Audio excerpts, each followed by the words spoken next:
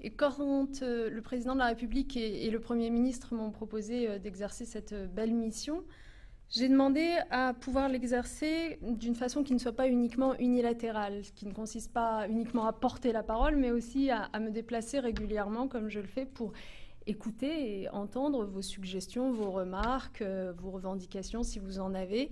Le président de la République a eu l'occasion de rappeler quel était son cap. 2 ans pour faire le redressement, pour pouvoir construire ensuite une société solidaire, un soutien au pouvoir d'achat des Français et la justice dans les efforts à fournir, le soutien à l'investissement et aux PME pour que la croissance puisse être de nouveau une perspective, car vous savez que c'est notre bataille numéro 1. Le gouvernement a voulu avoir de lui-même une politique active en matière d'emploi et se donner les moyens de faire en sorte que les plus malmenés par le chômage ces dernières années, c'est-à-dire les plus jeunes et les plus âgés, puissent trouver une réponse. C'est le sens même du contrat de génération. Contrat de génération dont je vous rappelle qu'il va être bientôt adopté, qu'il a vocation à créer 500 000 emplois en France d'ici la fin du quinquennat, permettre à un jeune d'entrer en emploi, à un senior de garder le sien et de permettre ce lien intergénérationnel, cet accompagnement du senior envers le plus jeune qui permettent de sortir de l'isolement. Ce contrat de génération, il vaut dans les entreprises de manière générale, il vaut aussi pour les artisans qui veulent transmettre leur entreprise. Et je sais que c'est un sujet qui vous concerne tout particulièrement dans le Lot, puisque j'ai relevé qu'un artisan individuel sur 5 a ici plus de 55 ans et que 5% seulement des artisans ont moins de 30 ans. Ça veut dire qu'il y a forcément une difficulté à passer son activité. Et bien le contrat de génération est fait pour cela aussi.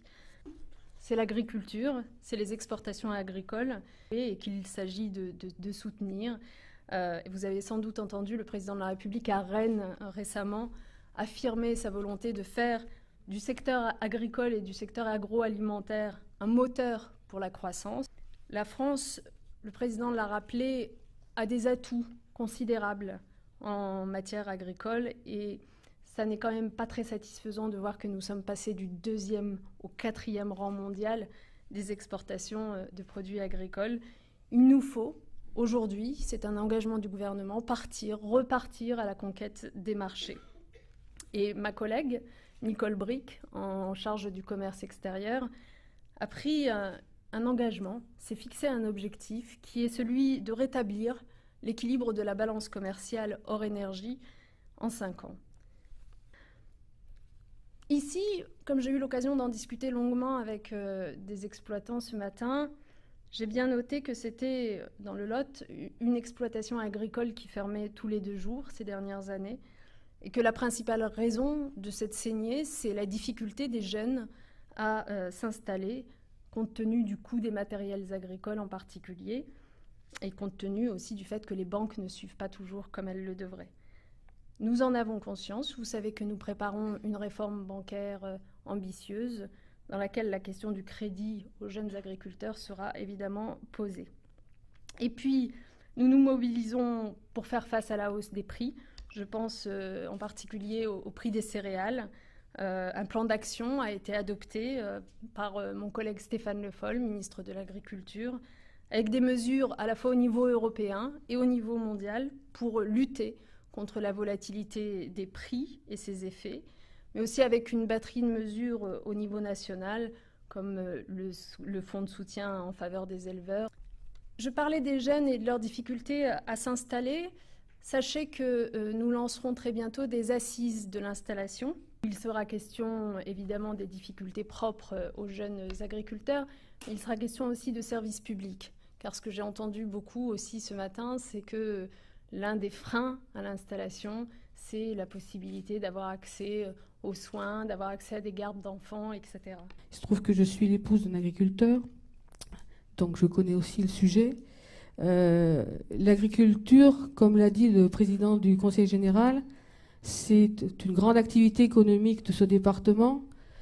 Et moi, je voudrais dire ici que cette activité, elle pourrait quelquefois se développer, mais que, alors, je ne veux pas être méchante, par la multitude aujourd'hui de levées de boucliers très importantes et très rapides, dès qu'il y a un projet de développement d'une activité agricole, et pourtant Dieu sait que l'activité agricole est encadrée et surveillée, je pense qu'on a vraiment rien à craindre des activités agricoles aujourd'hui. Vous pensez à quel type d'activité? Je pense à l'élevage de porc par exemple, je pense à l'élevage de poulets par exemple. Et voilà. Qui rencontre quel type de levée de Qui rencontre, il suffit qu'il y ait un projet d'extension d'une porcherie de quelques places, etc. Voilà, c'est impossible à faire. Moi, je suis étonnée que l'agriculture n'ait pas meilleure presse aujourd'hui. Vraiment, hein, je vous le dis très franchement, quand je vois... Ce matin, j'ai eu le plaisir de discuter avec des lycéens dans un lycée agricole, je le disais tout à l'heure, et au bout d'une demi-heure de discussion, je me dis, mais c'est extraordinaire, depuis tout à l'heure, dans la bouche de ces jeunes, je n'entends parler que de passion. Est-ce qu'en allant dans une classe de lycée général, vous entendriez ça? Je ne suis pas sûre du tout. Donc c'est quand même extraordinaire parce qu'on a à la fois un métier qui attire les jeunes, qui le choisissent, ça n'est jamais un choix par défaut, etc. C'est une vie sans doute très difficile avec des horaires particuliers, etc. Mais en même temps qui est quand même extrêmement enrichissante en termes de qualité de vie. Et on a une image de ces métiers, de l'agriculture et donc de tout ce que vous évoquez, le développement des activités, etc., qui mériterait sans doute d'être redoré. Moi, mais j'en discuterai avec mon collègue en charge de l'agriculture, je pense que nous aurions intérêt à mener une campagne un petit peu de communication pour en finir avec ces préjugés, avec ces visions un peu limitées. Et s'agissant des méandres administratifs que vous évoquiez, oui, je crois qu'indéniablement, il y a nécessité d'une simplification administrative pour les exploitants. Là, c'est devenu vraiment très compliqué. Et je pense que tout à l'heure, quand j'évoquais la révision de la PAC, ce sera un des sujets que la France devra porter, parce que l'une des raisons de ces complications administratives, c'est aussi évidemment le niveau européen, pas seulement, mais c'est aussi cela. Donc, pour en avoir déjà discuté avec Stéphane Le Foll, je sais qu'il l'a totalement à l'esprit. Je lui ferai remonter à nouveau que c'était une exigence ici. Oui. Et d'ailleurs, cette simplification administrative, parce que peut-être que tout le monde n'est pas dans l'agriculture, mais elle vaut pour les agriculteurs comme pour toutes les entreprises, hein.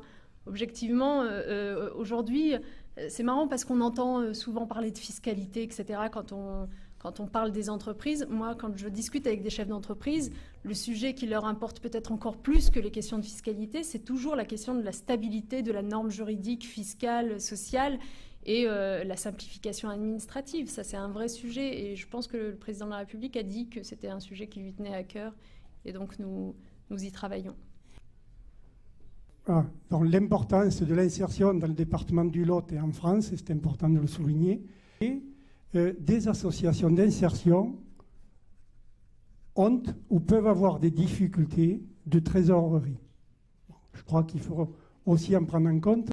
Donc les associations ont été les grandes sacrifiées indéniablement de ces dernières années et il y a une volonté politique de revenir sur cette logique-là pour les soutenir, et c'est pour ça qu'on a, en la personne de Benoît Hamon, un ministre en charge de l'économie sociale et solidaire, qui est très mobilisé, je l'ai vu faire, très mobilisé pour faire en sorte, par exemple, que les emplois d'avenir profitent essentiellement au secteur associatif, très mobilisé pour travailler sur le mécanisme du crédit, parce que vous évoquiez les questions de trésorerie pour un certain nombre d'associations, les mécanismes de garantie et de cautionnement qui peuvent être apportés par les collectivités publiques. Conclusion de tout cela, c'est que soyez assurés du fait qu'aujourd'hui, vous êtes davantage soutenus que vous ne l'étiez hier. N'ayez aucun doute sur le fait que chacune des demandes à laquelle je n'avais pas de réponse précise sera transmise et qu'il sera fait réponse, évidemment. Merci encore.